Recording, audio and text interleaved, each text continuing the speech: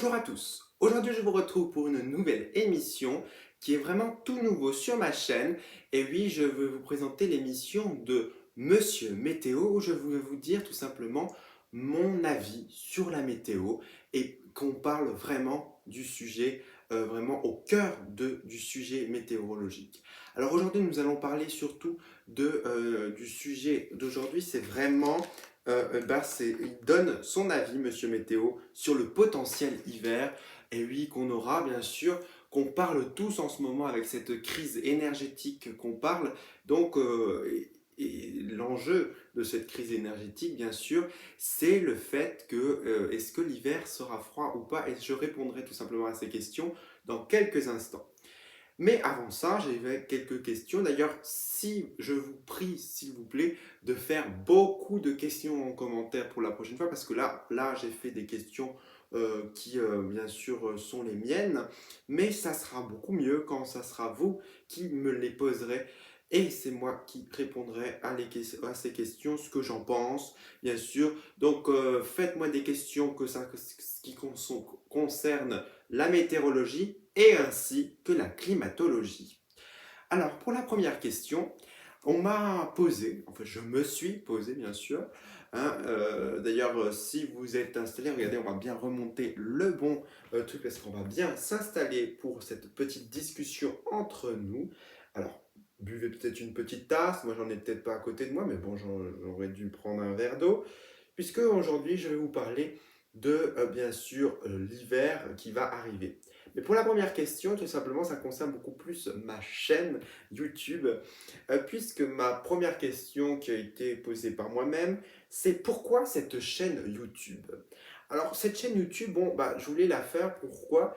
Parce que bah, quand moi j'ai commencé la météorologie, personne m'a expliqué comment, en fait, qu'est-ce qu'un nuage, qu'est-ce que c'est la pluie, toutes ces questions météo qu'on peut avoir sur le moment. Du coup, j'avais envie que les novices de la météorologie bah, puissent avoir un peu d'aide, ce que je n'ai pas eu, bien sûr, dès le départ. J'avais envie de vous le transmettre.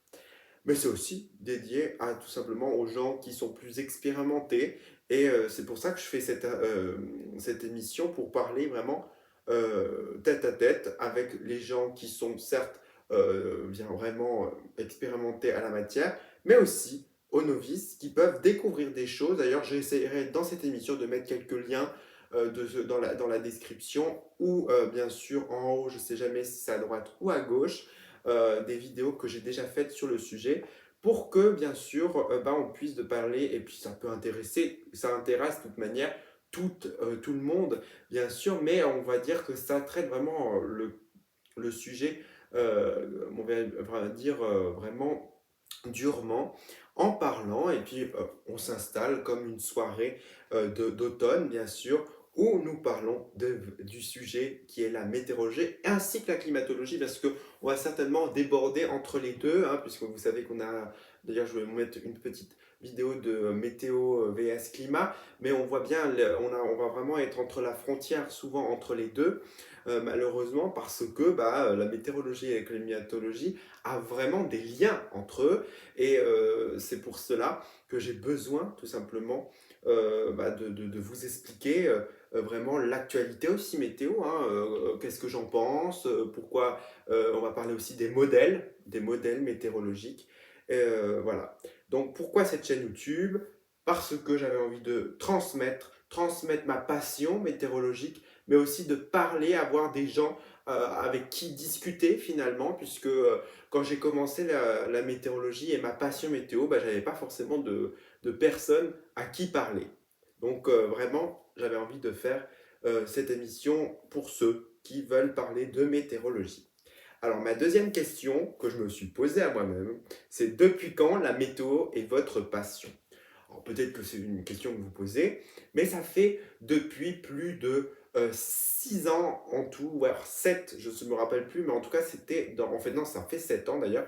Ça fait en 2015, j'étais au collège quand j'ai découvert cette passion. Alors, au départ, c'était pas du tout une passion, c'était vraiment une sorte de curiosité que j'ai fil en aiguille tiré la corde, ce qui m'a bah, valu d'avoir cette curiosité, bah, j'en ai passé de plus en plus de temps.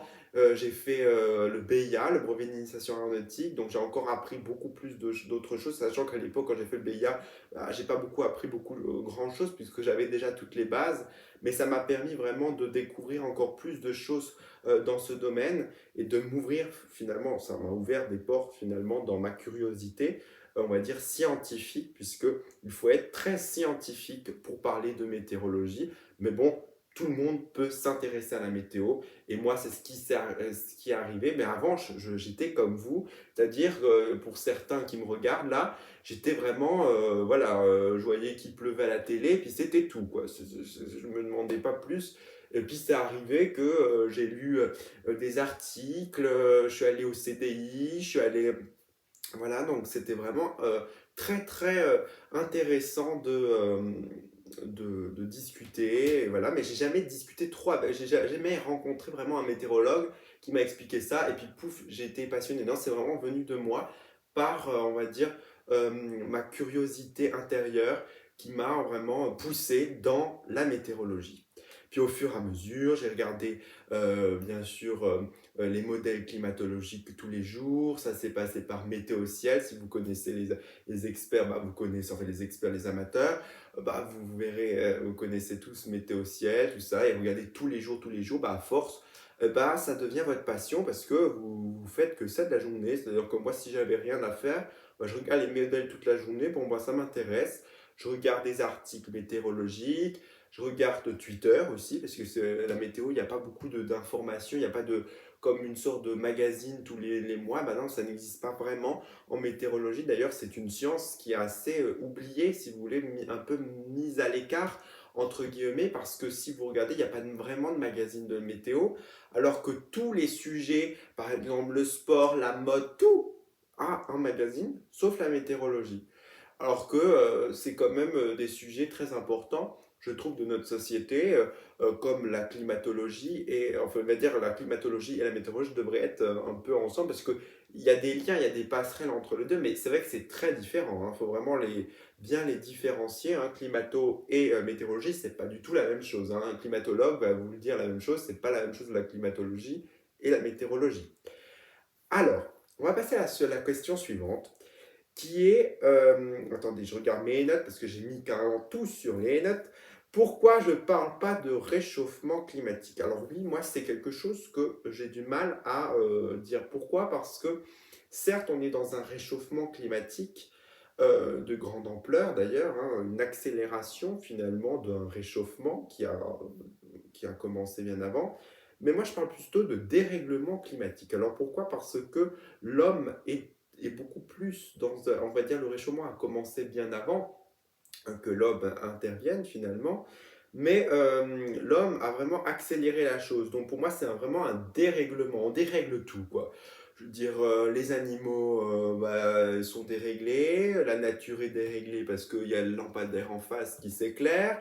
Donc bon, pour moi, je parle plus de dérèglement climatique, puisqu'en plus, on voit bien qu'il y a des effets rétroactifs de ce réchauffement qui est perçu. Et du coup, par exemple, le vortex polaire en hiver, qui est un coup de froid finalement, un gros coup de froid hein, qu'ils ne connaissaient pas à l'époque et qui dérègle vraiment le climat.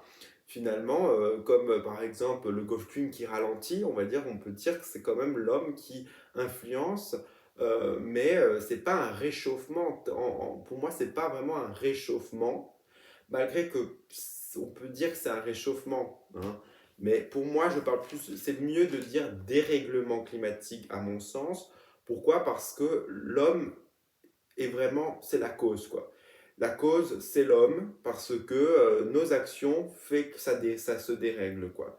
Mais il y a pas, il y a des choses qui se réchauffent, mais c'est pas l'homme forcément. Et c'est ça que moi je déteste, parce que souvent dans les médias, on regarde, on voit ça, c'est que les gens parlent souvent de réchauffement climatique tout le temps, tout le temps, tout le temps. Or, il y a des choses qui sont tout à fait naturelles. Par exemple, il y a des sécheresses intenses qui sont liées à la Niña ou El Niño, des phénomènes, on va dire, climatiques qui sont, on va dire, même annuels. Donc, c'est même pas vraiment, vous voyez, on touche vraiment la frontière entre les deux puisque c'est des choses c'est des cycles finalement. climatique, mais ça influence la météo dans le monde et ces sécheresses ou ces inondations qu'on peut voir, bah, c'est des fois lié à ça, alors que c'est des trucs naturels et pas liés à l'homme du tout, hein. La Niña, c'est vraiment...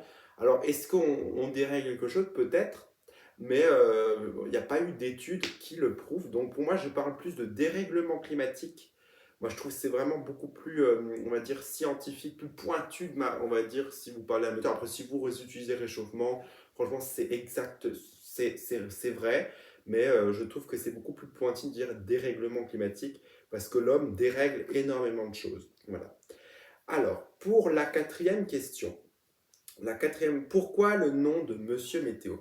Alors ça, c'est parce que quand j'étais au lycée, j'ai eu des gens qui m'ont appelé Monsieur Météo, parce qu'à chaque fois, bah, je disais que j'étais passionné, bah, ils rigolaient, quoi. Ils me prenaient pas au sérieux, et ils m'appelaient Monsieur Météo. J'ai dit, mais pourquoi pas réutiliser ce nom là-dedans, hein, pour, bien sûr, voilà, je trouve que c'est, puis ça me correspond, voilà, Monsieur Météo, hein, parce que ça fait rire les gens que je fasse, on va dire que je leur dise, il pleut à telle heure et à telle heure, ça, les gens rigolent. Donc je me suis dit, bon, bah, utilisons le surnom qu'on m'a souvent répété de Monsieur Météo. Alors, craignons-nous le froid pour cet hiver? Bah, ma réponse, finalement, si on voit les modèles climatologiques, en vrai, non, pas les modèles climatologiques, oh là là là là, grande erreur de ma part, c'est les modèles météorologiques que je vois régulièrement. Bon, on a des signes qui sont là. On va dire des signes, voilà, mais ça ne veut rien dire. On peut tout à fait se tromper. Après, on aura quand même, on va dire, sur l'Europe, je parle de l'Europe de l'Ouest, on pourrait parler également de l'hémisphère nord. Alors là, c'est sûr qu'on aura en fait une baisse par rapport aux autres années parce que des températures à l'échelle de l'hémisphère nord. Mais est-ce qu'on aurait en fait un froid, on va dire, du côté de l'hémisphère, on va dire du côté de l'Europe de l'Ouest, donc chez nous? Bah, c'est pas sûr, hein. On le voit bien l'année dernière, bon, sachant que l'année dernière était froid au niveau, bien sûr, du pays. Alors je ne me rappelle plus tellement, c'est nouveau, la Grèce, voilà. La Grèce où il a fait extrêmement froid, donc ça pourrait se décaler finalement à l'Europe de l'Ouest. Mais bon, on a vu quand même l'année dernière, hein, puisqu'on avait aussi les mêmes signes, hein.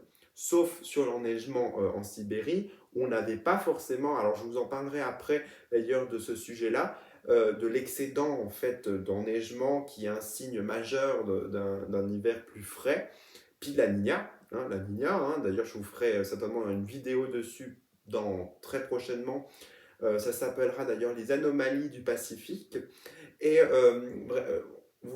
dans la Niña, qui est vraiment un phénomène, comme je vous ai dit avant, qui touche le Pacifique et du coup qui dérègle toute la machine météorologique et du climat, hein, le climat des régions régionales, parce que du coup, chaque année, ça change en fait. Et malheureusement, on a eu encore on va dire une étude qui a dit bah, que ça va durer encore, une prévision qui montre que ça va encore durer durant cet hiver. Du coup, c'est une mauvaise nouvelle. Voilà. Alors, est-ce qu'on aura un hiver froid? Moi, je pense qu'on aura une période froide durant l'hiver qui sera certainement beaucoup plus froide qu'on a connu ces dernières années. Mais on aura un hiver, si vous voulez, qui fluctuera. Ça sera un hiver, je pense, avec des variations thermiques très importantes. Donc, voilà. Mais bon, c'est très compliqué, même pour un météorologue, de prévoir le temps à long terme, parce que la météorologie est prévue, on va dire, prévoir à court terme. Voilà. Entre 2, 3 à une semaine. Voilà. La climatologie n'est pas non plus une science où on prévoit à long terme. Voilà. Maintenant, il y a la technologie qui nous permet, voilà, des prévisions à long terme. C'est ça la différence, parce qu'on dit toujours la climatologie, elle prévoit à long terme. Mais c'est faux. C'est juste on prévoit parce qu'on veut quand même avoir une perspective. C'est scientifique toujours de chercher on veut toujours avoir, on va dire, la réponse. Et c'est pour ça, mais la climatologie de base, c'est le passé, hein, c'est pas le futur. Ça, faut bien le retenir. Alors, pour la sixième question, l'hiver sera-t-il calme ou agité? Donc, j'ai à peu près répondu à ça. Il sera agité pour moi. Pourquoi? Parce que déjà, on a connu une année très sèche. Je ne pense pas qu'on aura encore une année, on va dire, un hiver qui sera sec. Voilà. Peut-être que je me tromperai complètement, mais de ce que je vois là, depuis le 15 août, on a un retour à la norme des précipitations qui ne suffit pas, c'est-à-dire qu'il pleut, je dirais, suffisamment. Mais le problème, c'est qu'on a une telle sécheresse cette année que la sécheresse, elle impacte les sols, a tellement impacté les sols qu'on se retrouve à en fait avoir une sécheresse prolongée. Parce qu'en gros, bon, on a des périodes, on fluctue en ce moment entre période sèche, période humide, mais c'est tout à fait normal. D'ailleurs, c'est pour ça que je dis la pluie est dans les normales. Bon, ça dépend bien sûr des régions de France, mais c'est tout à fait normal. Voilà. Mais en fait, comme on a eu une grande sécheresse auparavant, eh ben, ça fait que les sols restent, les nappes surtout, il n'y a pas, il y a pas de, en fait, on ne fait plus de réserve.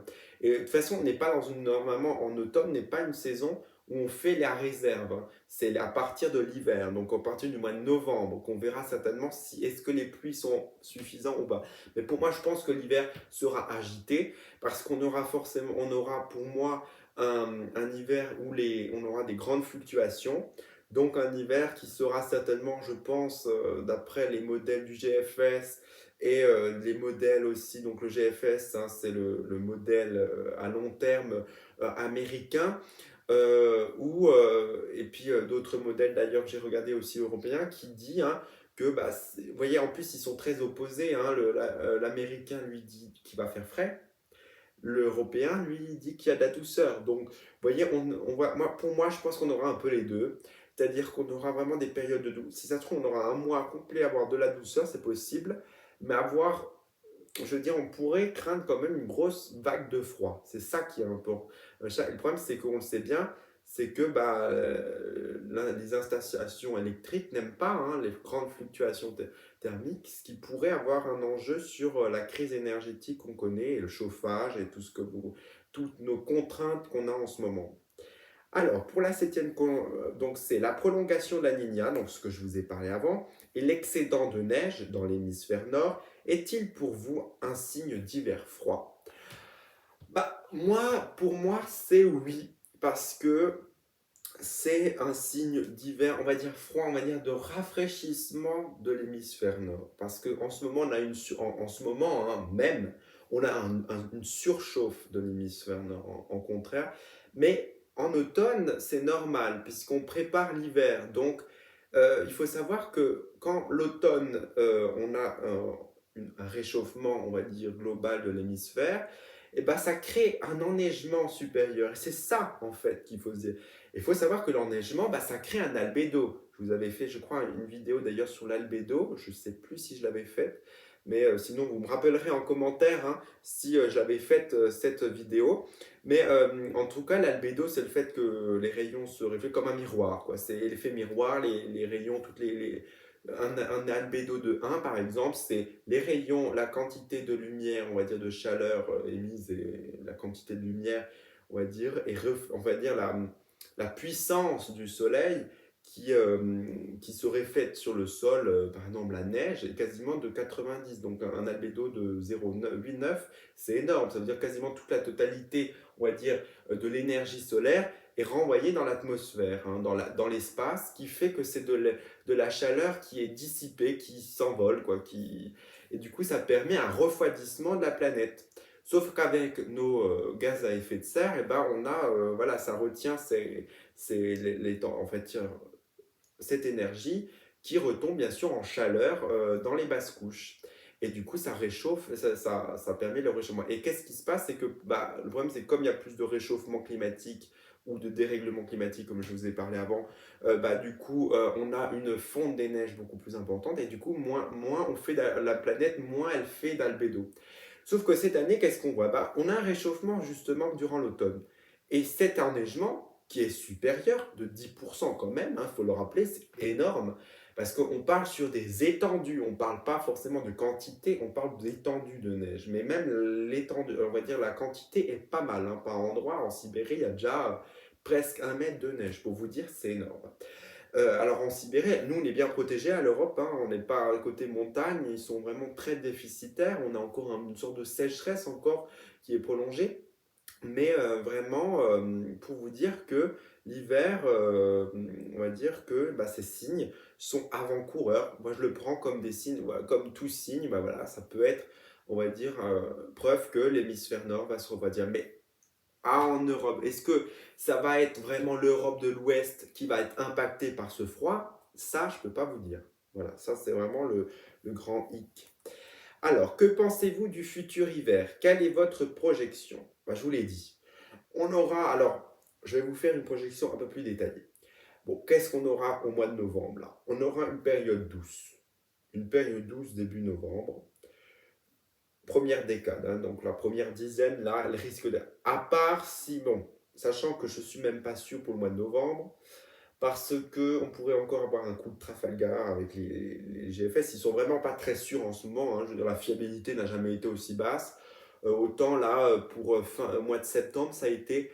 Mois d'octobre, on a quand même eu un revirement assez drastique, hein. On prévoyait dans les normes, puis finalement, le mois d'octobre se retrouve avec une douceur très au-dessus des normes, avec puis la pluie, quoi. Je veux dire, il prévoyait un temps normal, et puis à l'échelle nationale, on aura un temps finalement voilà, vraiment très bas.